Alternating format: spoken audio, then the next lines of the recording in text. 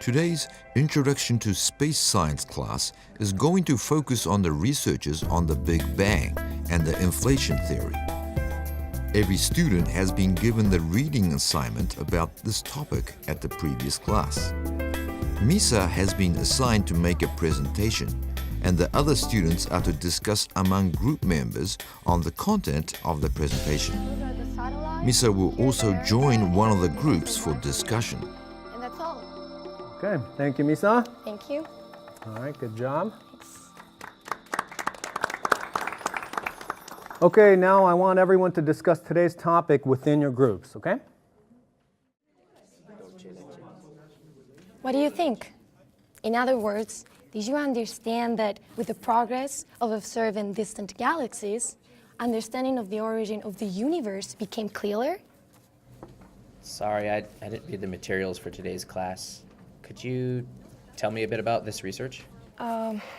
Did you read the material about cosmic background radiation? Sort of. I skimmed it, but I skipped most of it. What? Really? Who read this in advance? Maybe half of it. Professor, we can't move forward with the discussion like this. Just read the paragraph on page 2. 学生が文献を読んでこないのでは議論にならないな。真面目に予習している学生はやる気がそがれてしまう。どう対処したらいいだろう。During classes, students with different academic abilities, interests, and goals take part in lectures.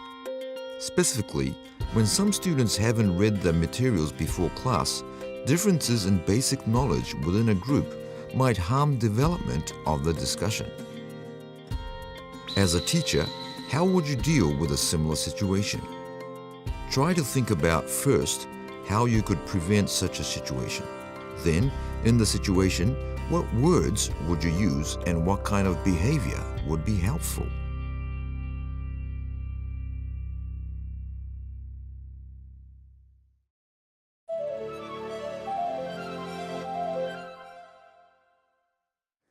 Everybody listen up. Okay, without understanding the basic concepts, we cannot have good discussions. Okay? I'm sure you guys are realizing how important it is to prepare for this class. Yes? Okay. All right. Just a reminder that you need to check your syllabus before each class, all right? And be on top of your assigned reading. If you have any questions or need any advice, come to me or one of the TAs. Okay? And after this class, I want to make sure that you guys have nothing unresolved. Okay? All right. All right, so I will go over the basic concepts with you today, all right? We are talking about observational evidence of the Big Bang. All right, so aside from giant telescopes,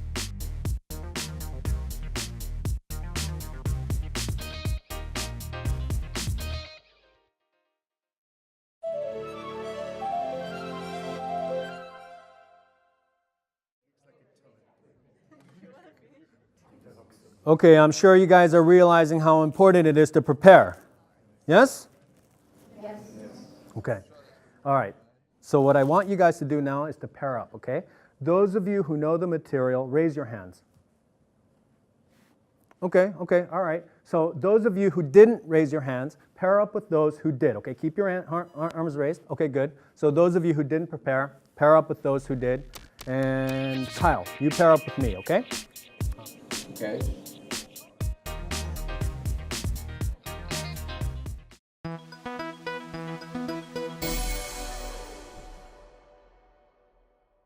It is especially difficult to progress with a discussion when there is a considerable difference in the understanding level within a group. This time, we have shown two possible interaction strategies. At the point that differences in background knowledge are identified, precaution measures can be suggested for the following classes. For example, you might confirm one more time the contents of the syllabus. In doing so, you can emphasize the importance of reading the reference materials beforehand. You can reduce the size of the groups for the moment and make a system where students teach each other. Thus, even those students who can follow the contents of the class will have an opportunity to organize their own ideas.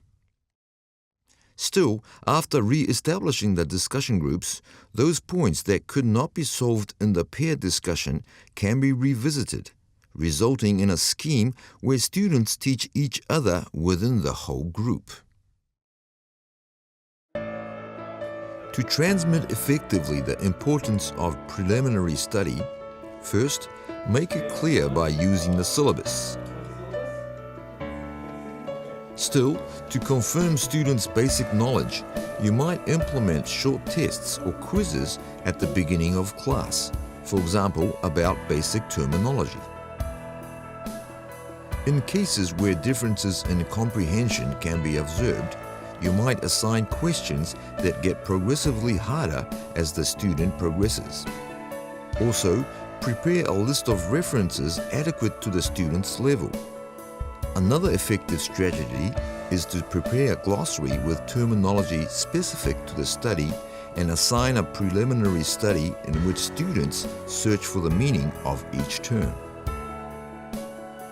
When TAs are available, create a system by which they can actively answer questions from students who are having difficulties following the discussion.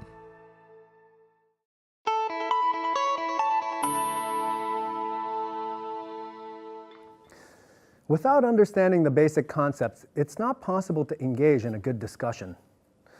I'm sure you realize how important it is to prepare.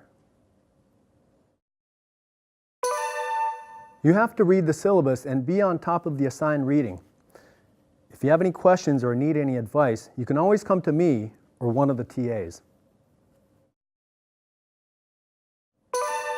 For today, let's try to review the basic concepts. What I want you to do is to pair up.